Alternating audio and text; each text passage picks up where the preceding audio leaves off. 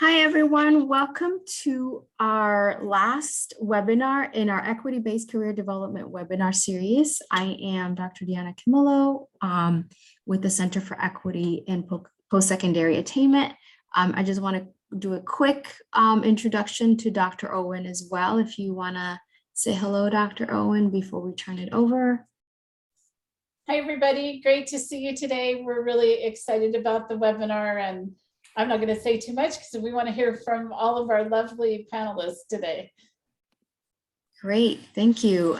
Just a reminder, our webinar is I was going to work full-time at Rose's department store, the need for college readiness with Black and Latinx students.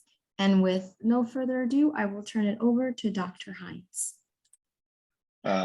Thank you, Dr. Camillo. And again, thank you, Dr. Owen, for sponsoring the webinar. Before we get started, I wanted to kind of do a pre-introduction of how Dr. Griffin's article came about. We have a special issue that discusses the post-secondary readiness and career development that is equity-based focused. The title of it is Equity-Based Career Development and Post-Secondary Readiness, Volume 7, Issue 1, in the Journal of College Access. We have 8 great articles that focus on equity-based career development and post-secondary readiness, ranging from working with students in K-12 and even a few articles of working with students in college. It's not enough to get students into college or into a post-secondary institution. We also have to think about how do we retain and make sure they graduate from said post-secondary institutions. So with that being said, we also have a companion text that goes with the special issue, Equity-Based Career Development and Post-Secondary Transitions, an American Imperative. So I wanted to promote that as well. We go into depth about different groups, marginalized and vulnerable populations. We also talk about school counseling, school leadership, school psychology, and career technical education. So when you get an opportunity, please pick that up as well. That will be a great companion resource to this special issue. I also want to give a special shout out to my co-editors of the special issue, Dr. Renee Mays from the University of Arizona, and Dr. Paul Harris from the Pennsylvania State University. So today I will introduce our author, and she has a great panel for us today.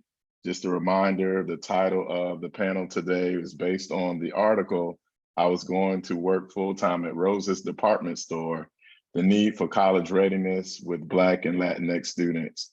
And I think Dr. Griffin is the expert on talking about this today because she gives some of her experiences in the article and how she almost was deterred from going to college. But thankfully today she is here as a professor. I know she has a child that's in college that is doing very well too. So we're excited about the panel. And without further ado, let me introduce Dr. Griffin, who is a school counselor educator and researcher and has 14 years of experience training school counselors. She conducts research on the role of school counselors in addressing college readiness and the academic and mental health needs of students through the use of school, family, community collaboration, and parent involvement. She specifically focuses on racialized, minoritized students who are historically excluded in schools and are often considered at risk for academic failure. Mainly Black and low-income students of color. More recently, she has been researching the role of interdisciplinary collaboration in addressing suicidality, in racialized and minoritized populations. And again, today she has a panel discussion, and I want to introduce her panel members. We'll start out with Dr. Robert Martinez, who is a Latinx researcher who was raised and attended public schools in Los Angeles, had immigrant parents who didn't graduate school, and was in an underserved, under-resourced foster youth.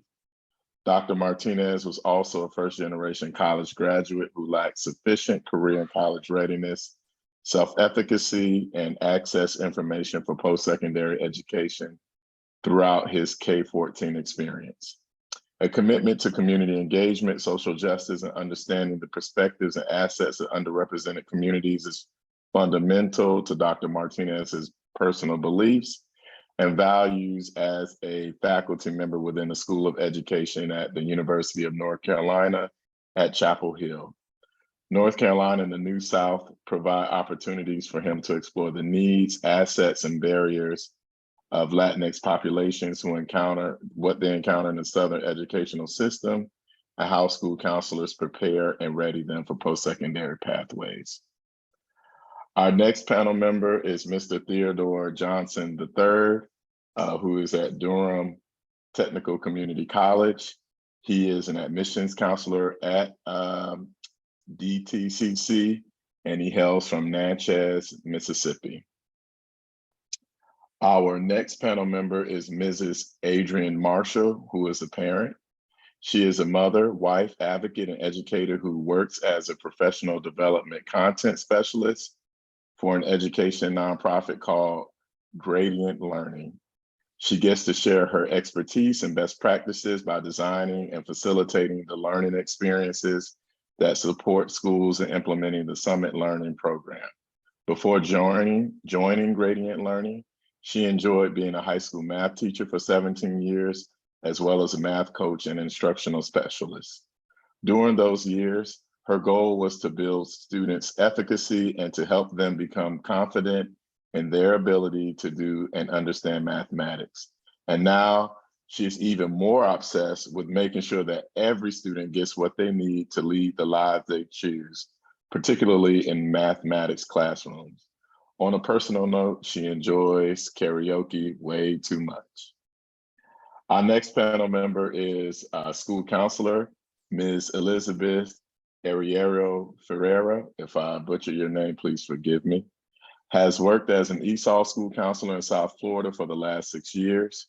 Prior to that, she worked as a newspaper reporter in North Carolina before returning to UNC Chapel Hill to get a master's degree and to change careers to school counseling. Today, she works with more than 200 ESOL students at Jupiter High School in Palm Beach County. She also serves as a club sponsor for such inclusive clubs as No Place for Hate and Women of Tomorrow. She lives in Tisquesta with her husband, 2, almost 3 children, and a golden retriever. Our next panel member is Amari, who is a 15-year-old rising 10th grader at a private school. So with that being said, I will turn it over to Dr. Griffin. We look forward to the panel. Thank you so much. Thank you, Dr. Hines, and thank you for my introduction and introducing my panelists.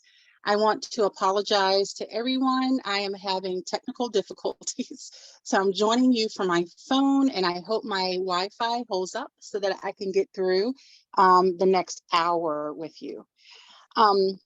I wanted to have a panel to bring together various people from various school stakeholders and spaces to really talk about this issue around college readiness, because it is very important. And I feel that from a school counseling perspective, it is something that we really need to think about how we could change and enhance and modify what we currently do to really be more proactive and giving students what they need in order to get to college. From my lens, it's how can we help them get to college and prepare them for that. So I do have a researcher on college readiness. I also, wanted someone here from the community college area, because I feel that that is an area that we overlook, that the community college holds a lot of opportunities for our students. And in my experience, school counselors tend to only funnel students to community college, and that's the students that they deem unable to go to a 4-year institution. And I think community college should be about a viable route for all students. My parent representative has a unique experience that she's going to talk about, that, in helping her own son get to college. We've been trying to get this message out, and I feel that this is a great opportunity. What is the role of the school counselor, and why how and why do we rely on, one counselor to do the work that is needed? And Elizabeth, a former student of mine and also a co-author, Elizabeth and I have an article out. Am I frozen again? Oh, no. Okay, someone else is talking. I finally figured it. I don't know if everyone wants to mute themselves because I could hear some back chatter. But one of the things that I want to mention about Elizabeth is that when she was a student in our program, she did win our advocacy award. We worked together we have an article out about community asset mapping that we use to promote college readiness for Latinx youth at the school where she was doing her internship. And Elizabeth has a unique story to tell as well. And, she's going to talk about what happens when you do the work that is needed, but also what happens when you don't do the work. And we're also going to highlight why it is impossible for one person to do this job. And then Amari, I feel that we can't overlook the student perspective. The students also have the expertise, they have the knowledge, they have a voice in this, and we tend to overlook their role and what they need and what they want. And so, just hearing from the students themselves is something that's very important. And so I wanted a student on this call as well. So the way this works, and I'm going to have to ask for help since I'm on my phone and can't really see anyone or the chat. I'm going to ask each participant or each panelist one question. And I want to engage in a conversation around the response to the question, but then I want to leave time and open it up to the audience members as well. So while this is, I'm going to be asking questions, I just don't want this to just be a Q&A. I want it to be a conversation around this issue as well. So my first question is to Dr. Martinez. And to Dr. Martinez, what does research say? From your research, what are the college readiness activities in which school counselors should be engaging? Yeah, cool. Thank you, Dr. Griffin. Thank you, everybody. Again, I'm Robert Martinez. Thank you for the introduction. Good. Just been, hey, this is Robert. I'm good.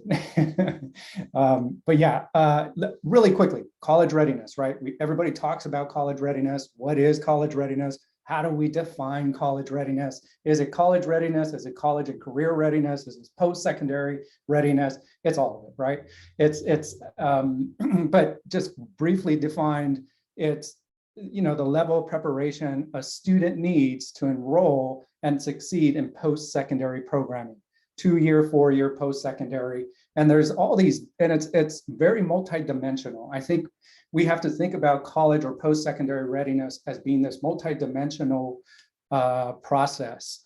And it includes, these behaviors, the way kids perform academically, these dispositions. So just kind of breaking that up a little bit. And there's all of these other college readiness factors that play into it. So like when we think about college readiness behaviors, we're thinking about what type of courses are these students taking? Like as a school counselor, how do I provide those opportunities to them? How do I think about, what is it? Not only behaviors, but the performance. How does GPA play into this? How does standardized testing play into this? And then also these college readiness dispositions. And Conley talks about these 4, but there's a lot of different researchers out there that talk about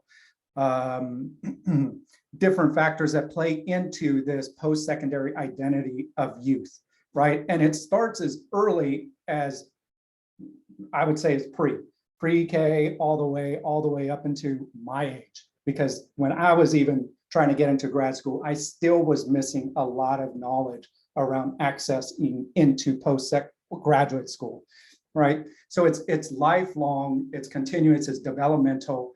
And I think you got to really think about this. We know that the pandemic has had a major impact on students. From a high school graduation perspective, we're kind of we stayed at the same. And I'm using a lot of research that's already out there that a lot of you have used, just kind of restating this and summarizing this. We know that college enrollment rates by income level of high schools, if you come from a low income high school, that percentage has dropped by like 14.7 percentage points. If you come from a low poverty level high school, the enrollment directly out of high school has dropped as well. So we've seen that, and we know that data.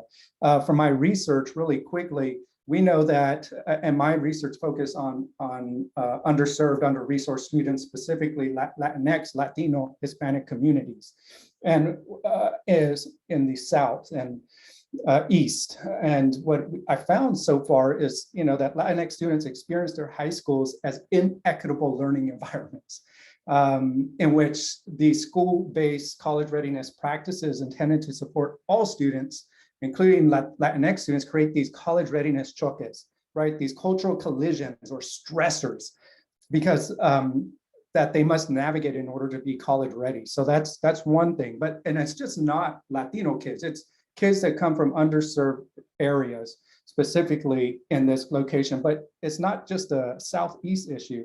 It's also West Coast, right? I've been in LA Unified, and I experienced this not only personally, but through the work that I've done with LA and within LA Unified. Latinx youth move away from, other realities, right?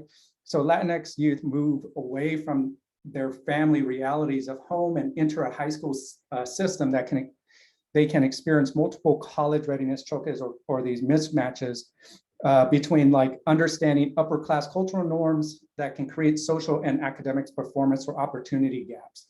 So there's all of these things that are happening culturally that school counselors have to like consider, right? Their own positionality, their own privilege in this space, and how are they serving and providing these resources and delivery services to kids.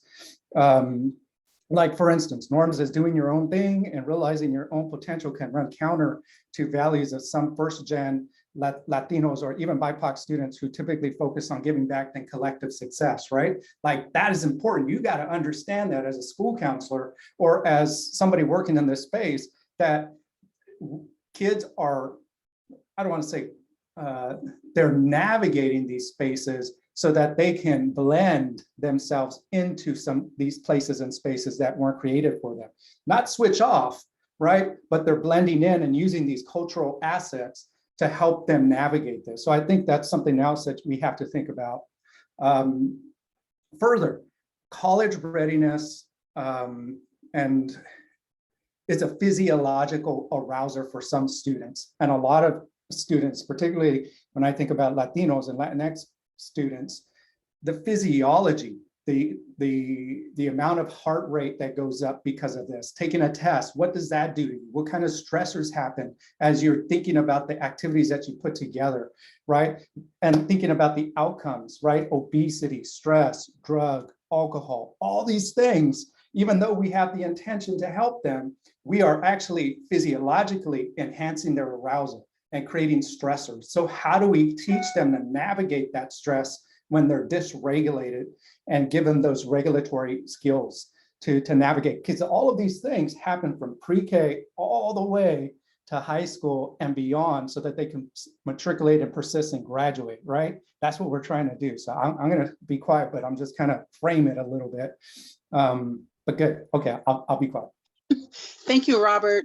Yeah. No, you actually said a lot of great information, and some things that I noticed and took note of was that, number one, you first started that this needs to start in pre-K, right? And a lot of college readiness activities do not begin until high school. And at that point, I feel like it's too late, or it could be too late for a group of students to turn their trajectory around. But then it all depends on what school counselors are doing. And we are putting a lot on the shoulders of school counselors. And I just wonder also, are we really preparing them to address all of the things that you just said, Robert, that needs to be addressed? I wonder if we're doing a great job of preparing them to do that work. But this also goes into one of the reasons why I wanted Elizabeth to be here today, because her job, she was hired straight out of UNC to work with the Latinx population in her school in Florida. And so she has insight and maybe can bring some of this together, Robert, from what you're saying from the research to what she does in practice and how this plays out. And then just thinking about Elizabeth, because we have kept in touch, it's all on her shoulders. So what happens when she goes to have this third baby in the next few days? who's going to take over for those kids that are there? Who's going to pick up, that space, those activities that Elizabeth currently engages in? And so just to be sure that I'm moving us along, with time and to give time for Q&A, Elizabeth, in your unique position to work only with the Latinx population, what kind of things do you face? What are the students facing? What do they need? And talk about, all of the work that you do. We talked about that and how that can lead to burnout too. You don't have to talk about burnout, but just all of the things that you were doing to really help your population, and even thinking about what happened when you weren't there. Like, what do they no longer get? Thank you, Dr. Griffin. It's an honor to be on this panel with such brilliant minds. I'm humbled by that. So I work with our ESOL students in South Florida, about 200 of them. And so a lot of them are coming with, a fourth or a fifth grade education from usually Guatemala is our main population here. And so when they arrive, there are significant gaps in their education that we have to kind of try to close that gap in a short amount of time. And what often happens, if you look at our graduation rates for our school specifically, the graduation rate for ESOL students here is 65%. It's hovered around 65% for basically the whole time I've been here, and even before that. Whereas every other racial group, ESC students, they're all in the 90% graduation rate. So a lot of times it is a huge hurdle just to get that high school diploma in their hand. A lot of times that in and of itself is an accomplishment, given that their parents, only have a fourth grade education. We're registering students, and we help fill out most of the application, and we're like, just sign right here. And the parents, they can't even, sign their name. And so, that for the parents, that the fact that their kids are in ninth grade is a matter of pride for them, if they've only completed through elementary school themselves. But the thing is we work so hard to help these students get across the stage. And I will have conversations. So one thing I do is I do guidance curriculum weekly with our 9th and 10th grade students, just to kind of explore, you're starting high school, you just got here, what are your goals? And we look honestly at that graduation rate and I ask them, like, what's up with that? Are we as Latinos lazier? Are we, what is it like, because I know that's not the answer, but I want to hear from them. What is their rationale for why the graduation rate is what it is? And it's a lot of, pressure. A lot of them are coming over undocumented in my particular school. And so they have a lot of pressure with paying lawyers, paying people who helps them get here, sending money back, because the intention was to send them here to help their family back home. It wasn't to go to school. They just were required to. And so it's a lot of conversation around, that was your goal. Your goal is a noble one, to support your family back home. Let me show you how, when you take that next step and you get that high school diploma first and foremost, but then you take it to the next level, you're not just going to be sending back $100 a week. You can be sending back $500 a week when you have a job that you can only get with a diploma or a higher education. We also do field trips to our local community college, which is a huge, our community college is a huge blessing. I mean, because realistically, when we look at what our students, the majority of our population ends up getting as far as GPA, that community college is such a blessing, because it does fill that gap between high school and continuing on to the university. And we talk about that this is going to be more affordable. It's going to be close to home. They're used to, working with immigrant families. And then after 2 years, Florida has a situation where you can transfer automatically to a 4-year university. So Florida State University or University of Florida, or other ones. And so it is a blessing. It is something that, I really try to expose the students to early on, to see where they can go. Just thinking, about a couple of students that come to mind. It can't be a one size fits all. We have to look at each individual student. And I remember my first year, I had this brilliant girl come from Bolivia. She came speaking a lot of English out the gate. And we put her in AP psychology. And the next couple of days later, she came to me and she said, I think I need a schedule change to regular psychology. The teacher doesn't think I'm going to be able to handle this class. And of course, exposing them to those upper level classes is a great way to prepare them for college. And so I just asked her, I said, do you think you can handle AP psychology? And she said, yeah, I think so, and you could kind of see that her confidence was a little shook by, because a teacher, an authority figure, had suggested she might not be correctly placed. Same thing happened with her math class. She was in a trigonometry class and she was recommended to go down level. So I said, well, then give it a try. Worst case scenario, you fail the quarter, we'll move you out then, but why don't you give it a try? And so she ended up, passing the class, passing the AP exam. And for me, what really stuck out was, that seemed practical to me, that you can try it, just give it a try, see what happens. But what really stuck out for me was that was something that stuck with her years later. So she came back after she graduated to talk to ninth graders, and she told that story. And she said, when I came, I didn't realize that there were, just these little microaggressions that happen. And at the time, me coming first time into this country, and my teacher, he's got to know better than me. He's telling me I don't belong. I believed him. And then it was Miss Arriero that said, I can try. And now today she's actually formed this organization. She's about to graduate from FAU Honors College. And she started a group to empower other Latinos to build their leadership skills and plan for college. So she likes to tell that story, which meant a lot to me. That that moment really kind of, she says, you really kind of altered my path in that moment, because you gave me the confidence that I can advocate for myself. So those are encouraging moments, and then not so encouraging moments. So I have a student who, while I was on we've had a lot of babies in the last couple of years, but on my second maternity leave, I left and I came back and realized that one of my would-be seniors was no longer on our roster. And, with high school, graduation rate's a very, political thing. And so just like any other high school, or I think a lot of high schools, if the leadership does not feel like a student's going to graduate, they try to find somewhere else so that they don't count against us. So the student had said, oh, while you were gone, they told me that, I'm probably not going to graduate, so I should just go to this alternative school. But this alternative school doesn't have a very good track record with getting students graduated.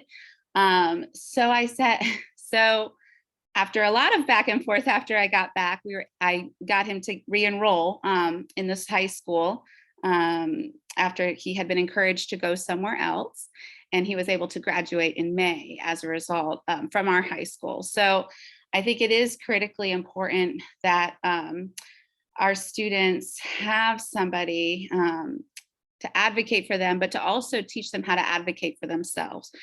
Because a lot of times, culturally, and only speaking from my experience with my population, there's a reverence for educators, there's a reverence for authority figures. And so if they're told something, they will honor that, they will follow that and appreciate that. And so teaching them that, you have your voice and you can use it. And then looking to college, though, I think that for me, like I said, a lot of times just getting a high school diploma is a huge deal for our families. I mean, it really is a very big deal. But what hurts, I guess, is when we work hard to get the student to graduate with a diploma. And then 3 years later, they're serving me at my favorite Thai restaurant. And I'm asking them, well, what happened? You worked hard. You don't need a high school diploma for this. What's your plan now? And there is, they just think that's their stopping point. They got a high school diploma and now they're going to go to work and give back for the family. And so this year, because my job has been a lot of stop and go with the maternity leaves, I really wanted to make sure, for me, it's like when you get a diploma and then you don't either pursue a professional career that requires a diploma or continue on, it's like having $100 in your pocket and never pulling it out. It's a waste. So this year, when my graduating seniors came through, because we do checkout with them, I sat down with them and we applied to Palm Beach State College. We applied to the community college together. And then I set them up with we scheduled a tour for them, a campus tour. We emailed TRIO, which is an organization that helps kind of bridge that gap here. Although unfortunately, TRIO only works with students with social security numbers. So that's a very big gap for me. I'm constantly seeing that there are opportunities that my students can't pursue because they don't have social security numbers. So I think a lot more hand-holding needs to happen in that transition to connect them to that next person. And that's kind of how I present it to them is, I've got your hand, one of your hands, but I need you to grab a hold of this guy's hand or this person's hand, because now our time is coming to an end, but you can continue if you make these connections and form these relationships with people at the community college. So I'm very excited for that. I did kind of an exit survey to see what kind of careers they want. And I, got their cell phone numbers so we can follow up and see, where are they going to be in a year? And a lot of times students are like, when I ask them what their plans are, they say, I'm going to take a year off, save some money, and then I'll go back to school. And I often encourage them, just community college, all you have to do is take one class, one hour a week, and you're still in the habit of being a student. But if you go out for a whole year, it's going to be very hard to come back. Just that's my goal, is to make, college going practical for them and not so scary. And taking that first step of even applying or contacting somebody to schedule a tour, that's a scary step. And so once they have that, I know people from the university are going to be regularly reaching out to them. So they have another hand holding them. So I think that's everything. Thank you. Thank you for sharing that. Mr. Johnson, did you want to respond? Yeah, I think that's the kind of warm exchange that you like to see between colleges, especially that you have a really involved high school counselor. I've worked with the university, and this is my first year at a community college, and I'm so glad that I was able to work at the Pacific University that I was at. I come from HBCU background at Mississippi Valley State University. So I do know it's not coddling, but it is a support system. We're not just telling you, even the way they market themselves, it's not just sports and here are the majors. We have career services, we have special services for you. If you need to work on your resume, everybody is approachable. That's another thing that has to be enforced as well. Because if a student doesn't feel like they could come up to you and say what they need, that's advocacy for themselves. They're in a whole different space, especially at the university level. But at the community college level, we have an open door policy. So anyone can come in at any stage of their life, whether they're coming out of high school, whether they're 60 years old and need some funding in some sort. We don't even advocate some of the funds that come through a community college. You don't even have to have like that 3.0 GPA. If you have a high school diploma or a GED, don't look at it as just a piece of paper. That you have a qualification. You are meeting some of these standards that we need to help you along the way. And even when you said the bit about not having a social security number, that was an eye-opener for me here as well. At the university level, it's going to be tough. Here, we can actually generate a student number for you, with or without your social security number. So we are serving each level because we really promote equity, and it's me seeing that and learning along each, like every day they just throw something at me that I haven't seen before. And I like seeing that kind of development and being a part of that change. So kudos to you. Yeah. Thank you, Mr. Johnson, for saying that. And I wanted to echo that, with Elizabeth, is don't look at it as hand holding. That's what we call meeting the students where they are and giving them what they need. And, I even in my article talk about my own experience being a first gen college student. I would have needed, like, that level would have benefited me greatly. And even as Dr. Martinez said, like, even going back to grad school and getting my other degrees, like, I still first time, right? So that is what is needed. And I know you, Elizabeth, and I know every counselor is not like you, right? You are going above and beyond to meet the needs of your students. And I know that it's not the norm, and it should not be only you doing that work. And you should never have had to go on maternity leave to return to see a student has been basically guided out of high school, right? Guided away from that. And that is another problem that we have in the college readiness process. And I want to turn to Ms. Marshall to share, her unique experience along that, like relying on one counselor to do the steps in the college admissions process. Now, the context, it was during COVID and schools were shut down. So that presented another barrier for students at that particular time.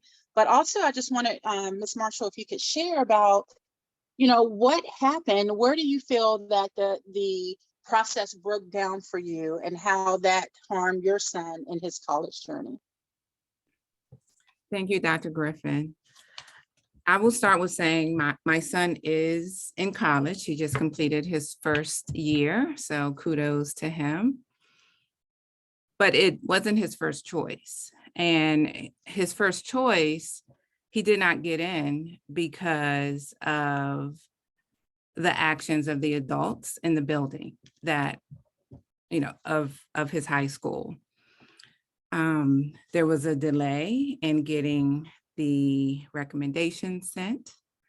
There was a delay in getting the GPA or the school records sent.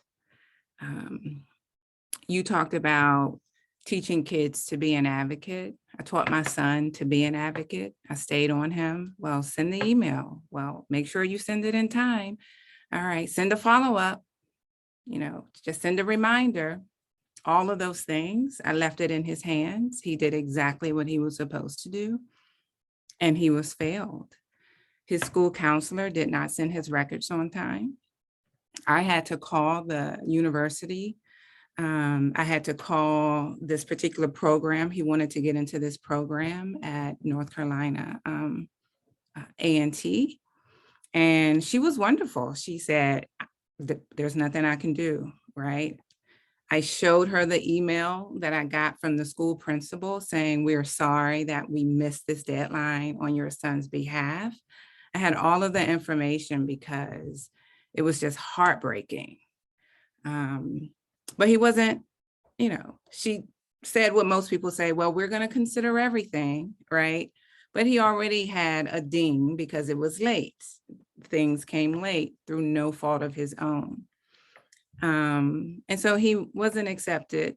I can only say the reason he wasn't accepted is because his application was late. Not his portion, but all of the school records that were supposed to be supporting his application. That was one example. When you go through the, I can't even think of it, but what's the online college application? But you put in your counselor's name. Only the counselor gets that information. The counselor is responsible for submitting all of your records. The counselor never did that. What do you do when you have to rely only on the counselor? And so he didn't get accepted into his state university. He should have gotten accepted into his state university. I don't know if he would have gotten accepted if his records were sent on time. We don't know that, right? And so it was a very difficult journey, and I'm a very involved parent. And so, of course, I got involved. Eventually, what happened is they had me talk to another person in the building for everything. So you go through this person for anything that you need, so whether you need records for scholarships. But that's what was done for my son. What about all of the other kids who still had to be routed to this one school counselor? And do they really know, for example, if they didn't get accepted, why? There was no real communication as to what happened, like what the breakdown was. And so, some of the schools that I called, they were very understanding because, of course, it was COVID. We couldn't go into the school building to speak with anyone. School, of course, was shut down. And so it was even more challenging to, get immediate responses from people. But there were some schools that were very relaxed and generous, and they gave grace for deadlines. But when it came to scholarships, especially private scholarships, very challenging to try to get information to them on time from the school through the counselor. And so I just, find it, that one person was responsible. One person stood in the way of my child having all of these options. And I just wonder, like, what needs to be changed? Like, can it be a little bit more comprehensive, right? Can it, I don't know what it's like in other schools. I don't know how people handle cases. I do know that they have a lot of students that they're responsible for. But I don't know what the process is and what their structures are, and why more people aren't on it, right? Like, these are seniors, right? Like, from where I stood, it should have been all hands on deck, right? All hands on deck to help all of these students to get to the next level. But it flowed into one particular person, and that just doesn't seem okay. So I just, I'm thankful that I was here to be able to just share that particular story. It's still fresh, and it's still unsettling because I actually want to see change. I actually want to see something different for students. I don't want students to be held back by the decisions that adults make, right? And so that's my story. And so I appreciate being here. The other thing I just wanted to sort of say is my son was part of this Peer Forward program. And that's like a program where they use peers to help influence other peers to go to college. So he was already aware of this, right? So him going into college wasn't the issue. It was the people in the building, the adults in the building that he needed to get him there. And that's where the issue was. Thank you for sharing that. And I think what you highlight too is that research shows that one of the ways that we fail students, especially in highly minoritized and racialized schools, is that the high counselor caseload. It's just too much. The counselor student ratio, 400 students for one counselor. That's one of the huge barriers that we have in certain schools. And it takes away from counselors being able to focus on the processes that they need to engage in to help students get to college. And so that is one area, we try to advocate for, is that we need more counselors in the schools for mental health, yes, but also for these type of things, so that it all won't fall on one student, or one counselor, to be that resource for all of the students. So thank you for sharing your story as well. And I want to turn to Mr. Johnson, and I have you on this panel, and as Elizabeth mentioned, she sees community college as a blessing for so many of her students. And even here in Durham, like, that is a great route for so many students.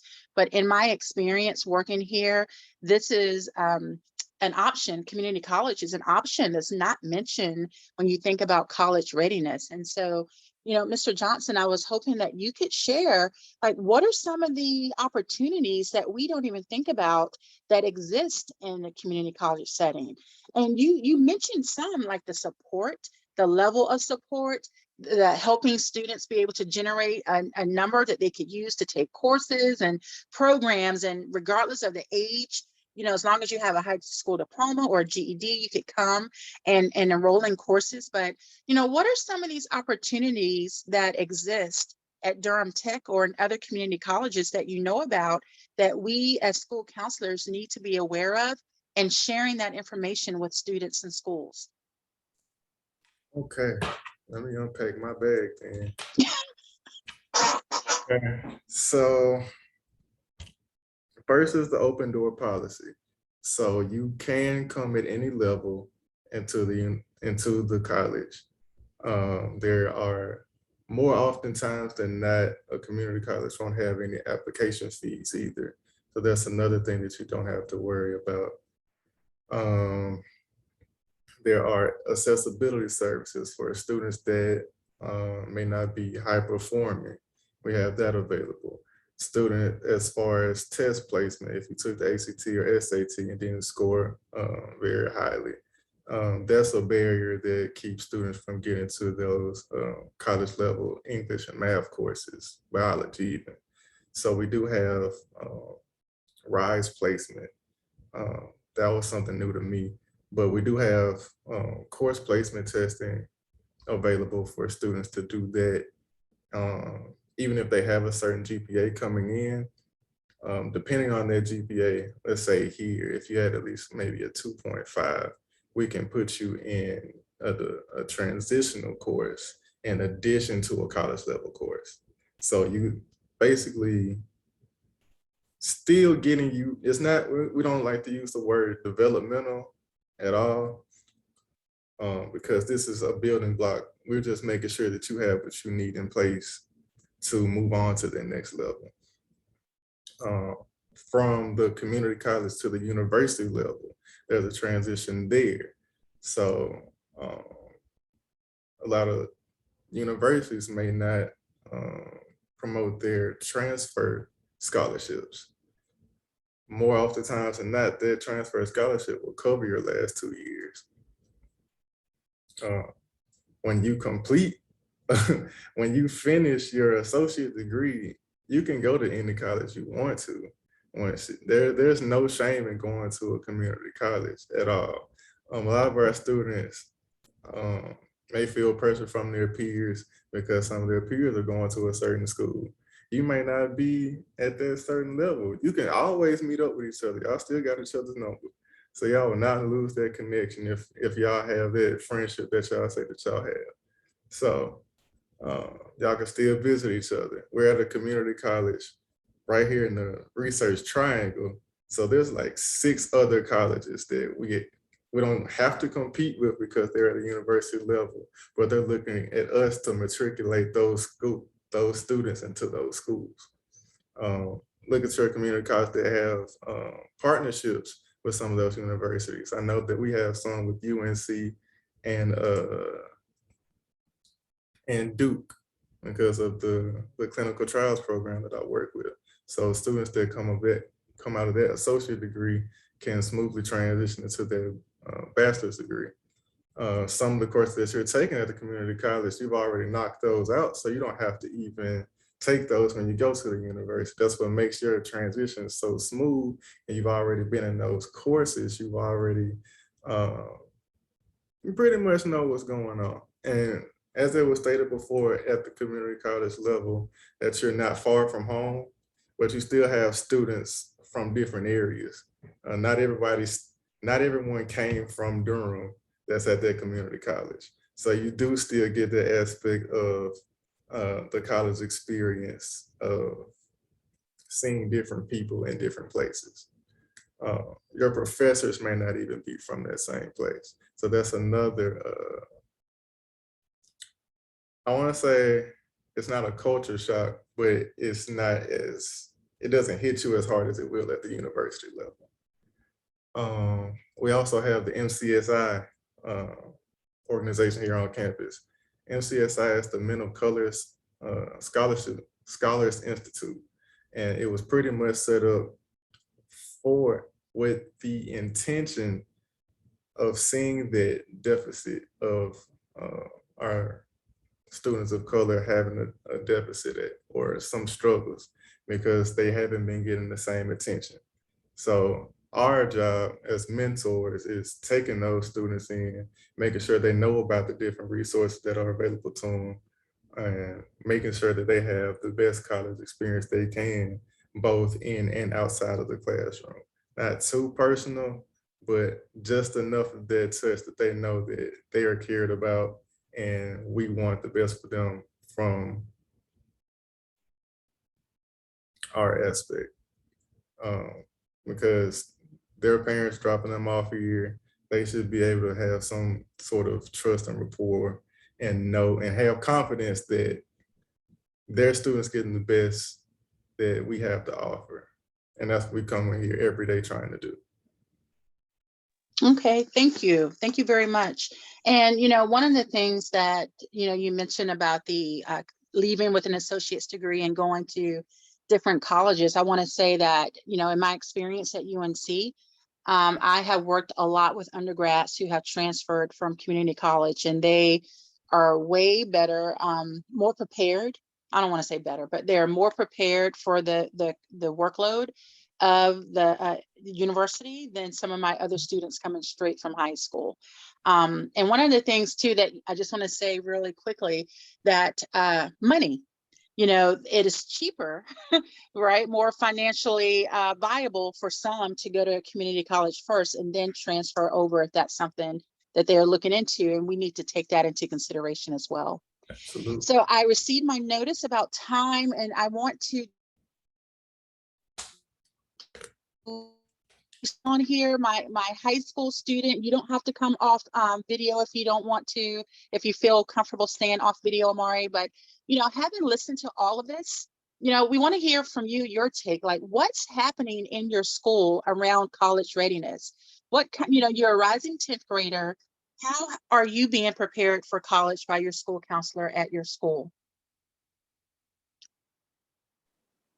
All right, hey guys, can everyone hear me? Yes. All right, so, well, the first thing for me is at my school, like most of the classes are pretty challenging. Like even some classes in middle school were like, I know talking to some of my friends that went to other schools were like a lot more challenging than others. And just like basically everything we do in our like the curriculum and everything we're taught is like kind of just like preparing us for college. So when we get there, it's like not like a big shock and like change of like difficulty. And then the one big thing for me was, so to my knowledge, we have three college counselors that you can talk to, but you don't get assigned a counselor until 10th grade. So but then this year I had some difficulty trying to settle on the classes I wanted to take for the upcoming year. But I was able to reach out to one of the counselors, and she came and worked with me even though I hadn't been assigned to her yet. And we just had like a pretty decent conversation about like all the classes, and she went over like what each class, like how important each class is, and like, and I told her what I was like interested in doing in college, and like what I do outside of school and everything that kind of ties into like what classes I should take. And she like just listened to me and then told me what like she thought was best for me. And then I was able to, after that, I was able to like come to a conclusion on what classes I wanted to take. And that was basically it for me because I really haven't, since I'm only, well, I was a freshman this year, I haven't really had many like opportunities to really like think about college or sit down and talk to a teacher or like counselor about college yet. But she definitely, the counselors were definitely there when I needed help. Okay, thank you, Amari. So what I hear Yep. is that you have the ability to take some rigorous course load, rigorous curriculum, and that you have 3 college counselors, which is not the norm in a lot of schools, having that access. But as you all heard, Amari said that it starts in 10th grade, and we already know that this needs to, and this preparation needs to begin a lot earlier for a lot of students to be ready to do this work before they even get to high school.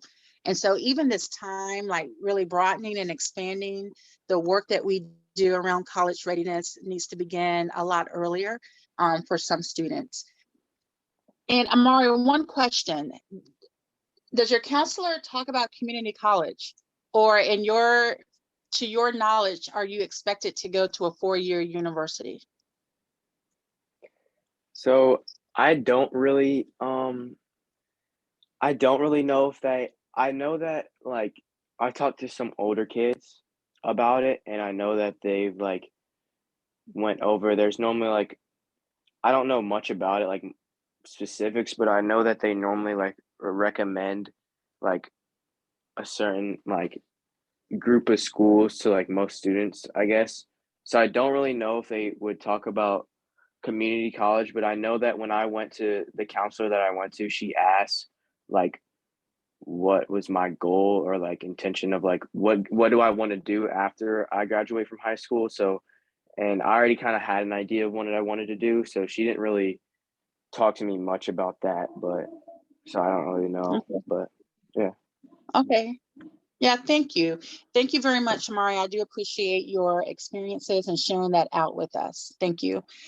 For sure. All right. We are now at 4 o'clock, and I wanted to give time for Q&A from our participants if there's time, but Dr. Hines, I don't know how you want to handle this. Oh, we could take a minute or so to see if anybody has questions.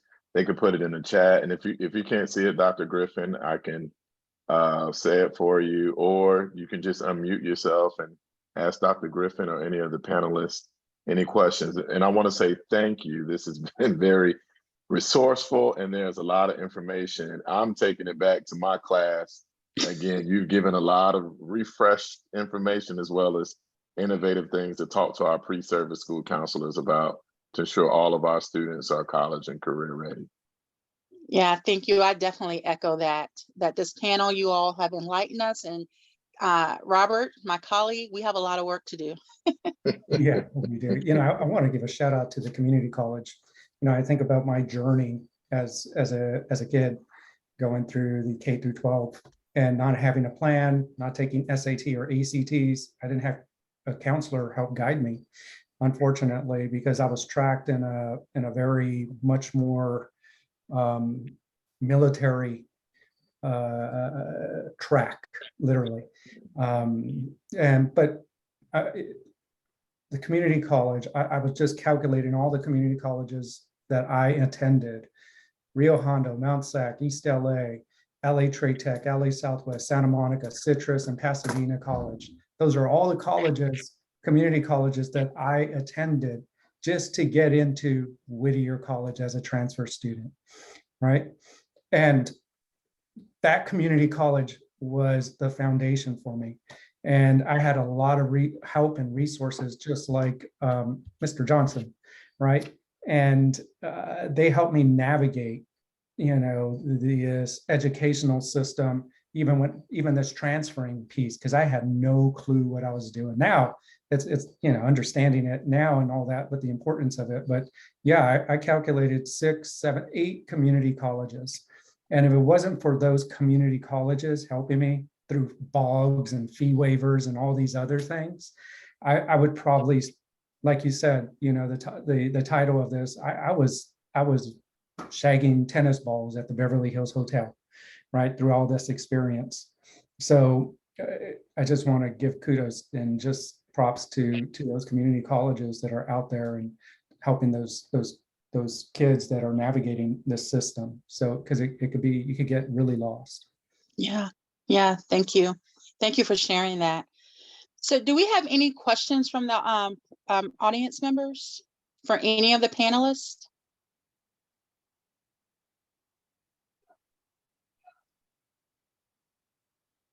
Yeah, I don't see anyone Okay. coming up with mute here. But are you okay, Dr. Griffin, if I share your email contact? If they want to, if Oh, yes, please. the audience Please. wants to reach out to you or any of the panelists? Oh, no, please do. Yes. And, you know, Okay. this panel is coming together, you know, from my experience too, as, you know, first gen college student, I really was going to work at Rose's department store. That was my goal. No one talked to me about anything differently about what I could do. And I just think even if I knew the option of going to a community college, would I have graduated without the debt that I graduated with to afford college? So not even that, like that's another aspect of college readiness that we don't talk about. How are you going to afford it? You know, what kind of loan are you going to take out? And even understanding what that means when it's time to pay back a loan. Like we are not having those conversations. And that also needs to be a part of the college readiness process as well. Yeah, So I yes, want I to agree. thank, oh, sorry. I want to No, go thank ahead. I all agree. of the panelists. Oh, I'm sorry. I couldn't see. Yeah. Oh, okay. For attending and giving us this great information.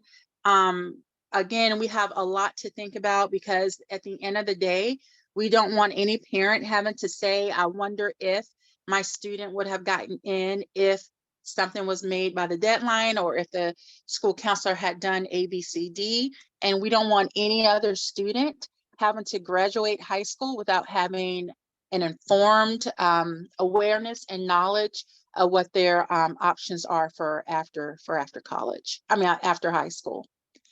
So thank you all for this opportunity to share, and thank you all for attending. And I hope you did get something from this today. And thank you, Dr. Griffin. I think the main thing, just to close it out, is we need to intentionally center our students, particularly our most vulnerable and at-risk populations, when it comes to college and career readiness as early as possible, preferably elementary school. So with that, I'll turn it over to Dr. Camillo. Thank you all again. Thank you. And thank you for this wonderful panel today. Thank you, everyone. Again, the recording will be uploaded onto the center's website, so you can both read Dr. Griffin's blog as well as watch the video, which has been very informative. So thank you very much for your time, and I appreciate seeing all the folks here. Have a good rest of your day.